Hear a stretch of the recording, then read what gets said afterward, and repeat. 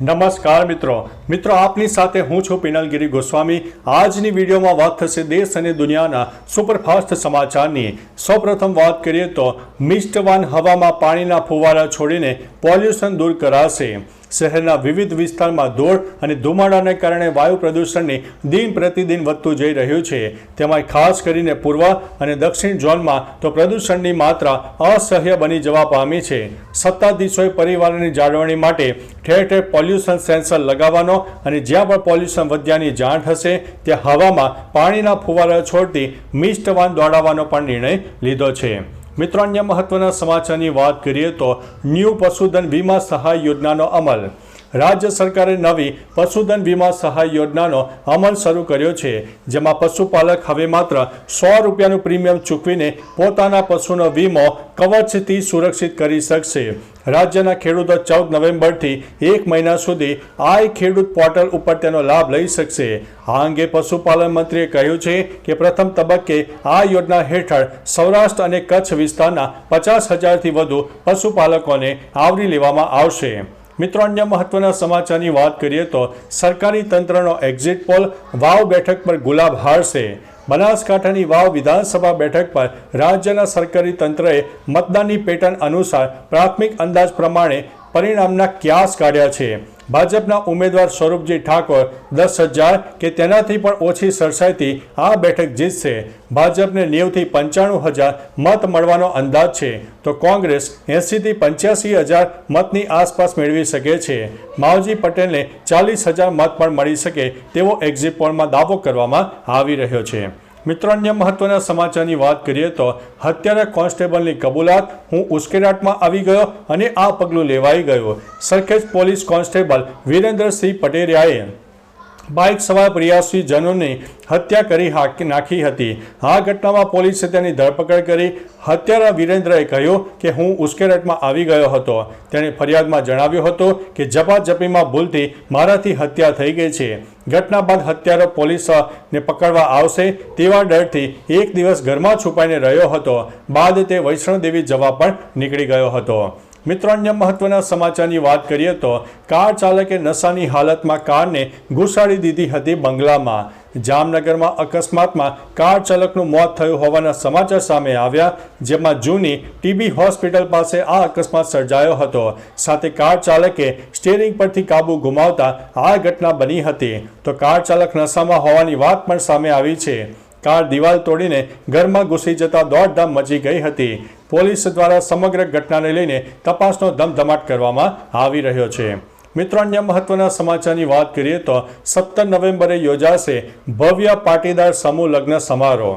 પાટીદાર સમાજ ભવ્ય સમૂહ લગ્ન કરાવશે। 17 નવેમ્બરે ઉત્તર ગુજરાતમાં પહેલીવાર 42 લેવવા પાટીદાર યુવા સંગઠન અને 42 લેવવા પાટીદાર મહિલા સંગઠને મોટા પાયે સમૂહ લગ્નનું આયોજન કર્યું છે, જેમાં પાટણ, મહેસાણા અને બનાસકાંઠાના 53 ગામના કપલના સમૂહ લગ્ન થશે। આ માટે 61 નવદંપતીનો 18.60 કરોડનો વીમો પણ ઉતરાયો છે।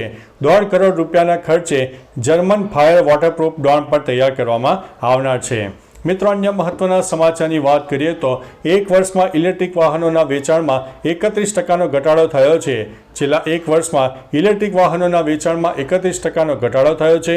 અમદાવાદ શહેરમાં વર્ષ 2023માં 19,676 ઇલેક્ટ્રિક વાહનોનું વેચાણ થયું હતું। 2024માં 13,000 વાહનોનું વેચાણ થયું। કહેવામાં આવી રહ્યું છે કે આ વેચાણના ઘટાડા પાછળ સૌથી મોટું કારણ સબસિડી બંધ થવાનું છે। ઇલેક્ટ્રિક વાહનોમાં ચાર્જિંગની સમસ્યા રહે એ માટે લાંબુ અંતર કાપી શકાતું નથી। કેટલાકમાં બેટરી બ્લાસ્ટની ઘટના પણ આ માટે કારણભૂત છે। હવે મિત્રો, અન્ય મહત્વના સમાચારની વાત કરીએ તો હવે માત્ર 2 વર્ષમાં ગ્રેજ્યુએશન કરી શકાશે। હવે 2 વર્ષમાં ગ્રેજ્યુએશનની ડિગ્રી મેળવી શકાશે। યુનિવર્સિટી ગ્રાન્ટ કમિશન ગ્રેજ્યુએશન પ્રોગ્રામને સરળ બનાવવાની તૈયારી કરી રહ્યું છે। યુજીસીના અધ્યક્ષે કહ્યું છે કે વિદ્યાર્થી તેના અભ્યાસક્રમનો સમયગાળો વધારી કે ઘટાડી શકશે। વિદ્યાર્થીઓ ગ્રેજ્યુએશન ડિગ્રી પ્રોગ્રામ કે જે 3 થી 4 વર્ષનો છે તે ઘટાડીને 2 થી 2.5 વર્ષ અથવા તો 5 વર્ષનો કરી શકે છે। જો કે આ ક્યારથી લાગુ થશે અને કઈ રીતે થશે તેની સ્પષ્ટતા હજુ પણ સામે આવી નથી। મિત્રો, અન્ય મહત્વના સમાચારની વાત કરીએ તો દાદા ભગવાનની જન્મ જયંતિ લોકોમાં ભારે આકર્ષણ જમાવ્યું છે. વડોદરાના નવલખી મેદાનમાં દાદા ભગવાનનો 117મો જન્મ જયંતિ મહોત્સવની ઉજવણી ચાલી રહી છે. મુલાકાતીઓએ જણાવ્યું છે કે બાળકોને એક્ટિવિટી કરાવાઈ રહી છે, એ ખૂબ જ સારી વાત છે. આજની આ મોબાઈલની દુનિયામાં બાળકો આખો દિવસ ફોનમાં રહે છે, પરંતુ અહીં આવીને કંઈક અલગ જ લાગે છે. તમે પણ તમારા બાળક સાથે અહીં આવો. વિક્રમ વેતાળ, મેં કોણ હું સહિતના કાર્યક્રમોએ લોકોમાં આકર્ષણ પણ જમાવ્યું છે. મિત્રો, અન્ય મહત્વના સમાચારની વાત કરીએ તો ઝારખંડમાં રાહુલનું હેલિકોપ્ટર રોકવાનો પ્રયાસ. ઝારખંડમાં રાહુલનો હેલિકોપ્ટર રોકવાનો આરોપ લગાવવામાં આવ્યો છે. ઉલ્લેખનીય છે કે ઝારખંડમાં બીજા તબક્કાનું મતદાન 20 નવેમ્બરે છે. આ દરમિયાન ચૂંટણી પ્રચાર માટે આવેલા રાહુલ ગાંધીના હેલિકોપ્ટરને મહાગામાના બાલબુટ્ટા હાઈસ્કૂલના મેદાનમાં ઉડતા અટકાવવામાં આવ્યું હતું. હેલિકોપ્ટરને ઉડાન ભરવાની પરવાનગી આપવામાં આવી નથી. રાહુલ ગાંધી હેલિકોપ્ટરમાં બેસીને રાહ જોતા પણ જોવા મળ્યા હતા. મિત્રો, અન્ય મહત્વના સમાચારની વાત કરીએ તો કાપડ માર્કેટમાં પણ વંદે ભારત, તેજસ અને શતાબ્દી દોડશે. સુરતની સાડીઓ દેશભરમાં અને વિદેશમાં ચર્ચાનું કેન્દ્ર બની છે. તેની કિંમત અને તેની ડિઝાઇનને કારણે તે હંમેશા ચર્ચામાં રહે છે, પરંતુ તેને પેકિંગથી લઈને સાડીના નામ પણ ખૂબ જ આકર્ષણનું કેન્દ્ર બનતા જણાય છે. ત્યારે હવે લગ્નની સિઝનની શરૂઆતે જ ટેક્સટાઇલ માર્કેટમાં છેલ્લા કેટલાક દિવસથી અલગ પ્રકારનો ટ્રેન્ડ ચાલી રહ્યો છે. સુરતમાં ટ્રેનોના નામની સાડીઓએ લોકોમાં આકર્ષણ પણ જમાવ્યું છે. મિત્રો, અન્ય મહત્વના સમાચારની વાત કરીએ તો બુટલેગર ટેણીની ટાણી પોલીસે કાઢી નાખી. સુરતમાં આરોપી યુસુફ ઉર્ફે ટેણી ટ્રાફિક સર્કલ ઉપર ઉભેલા કોન્સ્ટેબલને પોતાની સ્કોર્પિયો કારથી કચડવાનો પ્રયાસ કર્યો.